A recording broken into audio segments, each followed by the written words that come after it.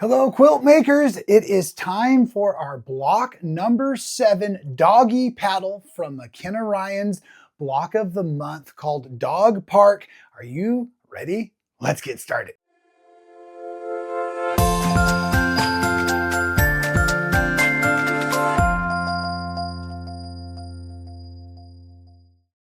That's right, folks. Well, welcome back. My name is Rob Appell, quilt maker at Stitchin Heaven in Quitman, Texas, and so happy to be part of this awesome Block of the Month program, this awesome Block of the Month shop. My goodness, we do so many amazing Block of the Months that start each and every month. Make sure you're checking out stitchinheaven.com.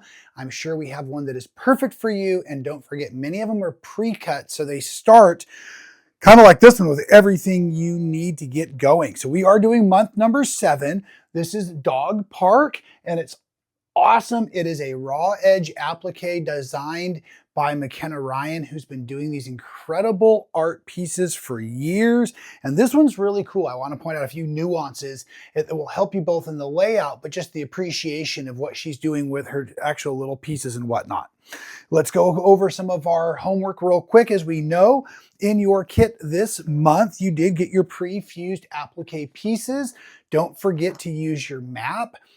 Use your cutting information to number those pieces and separate those pieces into their grouping so they're easier to work on when you come to your map and you're going ahead and doing your layout. We always provide a cool color code for you in each month, but if you ever need, also the first month came with the cool fabric key. Don't forget to participate and enjoy what's going on in our Facebook group as well. So that information's there for you as we dive right in, like I said, to Doggy Paddle. Now this month is unique than the other months because we actually sew our sky and our water together. And I really like this concept because we get a very definitive horizon line there. And when we go to put in our ducks and our dog and even our little sandbars and our bushes and everything, the way these lay in to the actual overlap of that horizon gives a ton of perspective. So even these minute little ducks on the water, having their heads pop over that horizon line gives us a real sense of depth. Same with the dog as he's jumping or she's jumping out off the sand, chasing those ducks, geese out. So anyways, this is really cool the way this is done. And don't forget, if you're designing your own appliques, we can always learn. And that's why I love these Block of the Months so much. So yes, in your first page of the instructions, I want you to note that there are the two different pieces, these skinny strips, the 28.5 by 1 inch strips. Those are borders that you would put on if you were building a single block, but we're not. We're putting all of these together. As you can see now, I have my several blocks already made and assembled.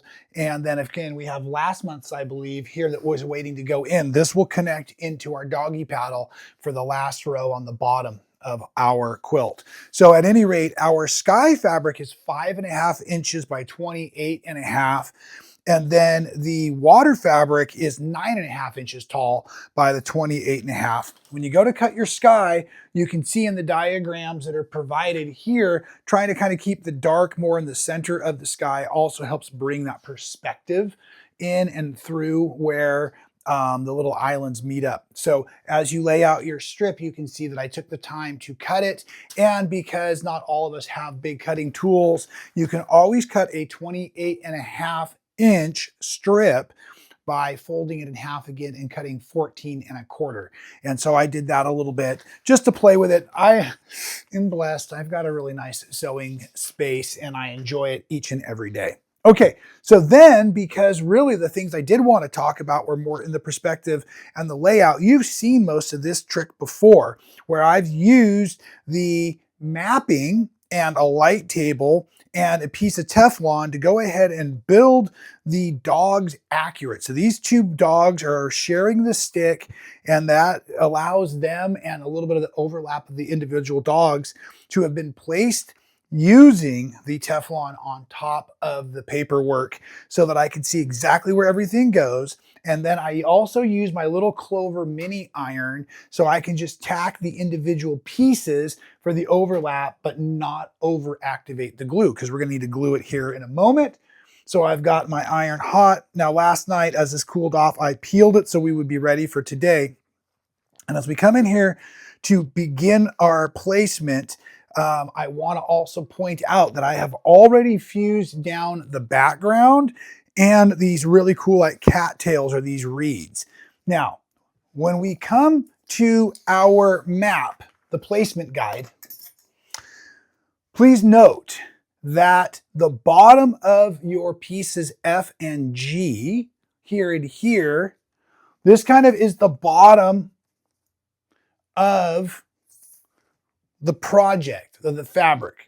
Normally all of the map is put together and laid out with the overlap. I'm not sure exactly why it was done this way, but these flat edges here actually are on the very flat edges of the project. And then the dogs, as you can see, are actually going to come in down a little lower, almost like they're on the bottom edge, but we do want to respect our 1/4 inch seam allowance, and we don't want to lose any of the dogs there. So basically I'm going to use my eye and bring the stick within about an inch, inch and a quarter from this edge. What we really can do is we can look down and about along this far blade of grass here is where the stick lines up. And then coming up again, it's always better to have a little bit more water under the dogs than have them get cut off in the seam allowance. So I'm going to make sure I have more than what I need for my 1/4 inch down here. And now that they're all placed, again, I layered and layered as I built. So I layered my sand and my bushes. I pressed them down. I added the dog and the ducks, pressed them down. Then I added the reeds and the cattails and everything, press them down. So everything's secured now. So really what we're ready to do for today is we're going to go ahead and press down the 2 dogs and the stick. And I love how the little backs are coming out of the water as well.